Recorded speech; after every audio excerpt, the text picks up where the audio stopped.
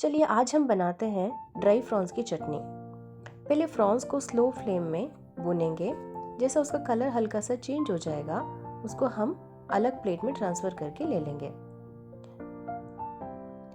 अभी यही कढ़ाई में हमें ग्रेटेड नारियल को भूनना है। चलिए पहले देखते हैं इसमें क्या क्या इंग्रेडिएंट्स लगता है। थोड़ा सा नारियल और 4 बैडगी मिर्ची और थोड़ा सा इमली और 3 से 4 कलियां लहसुन और 1/2 स्पून राई। पहले हम लोग नारियल को भून लेते हैं।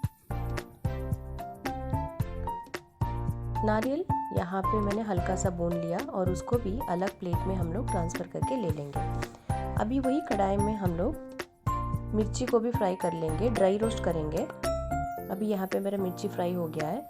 पहले हम लोग अभी मिक्सर जार में ड्राई रोस्टेड मिर्ची को अच्छे से पाउडर बना लेंगे। उसके बाद लहसुन, इमली और राई वो डाल के ग्राइंड करेंगे और लास्ट में जो नारियल हमने भून के रखा था वो डाल के हल्का सा एक दरदरा ग्राइंड करेंगे। अभी देखिए मेरा पाउडर चटनी का ऐसा बन गया है।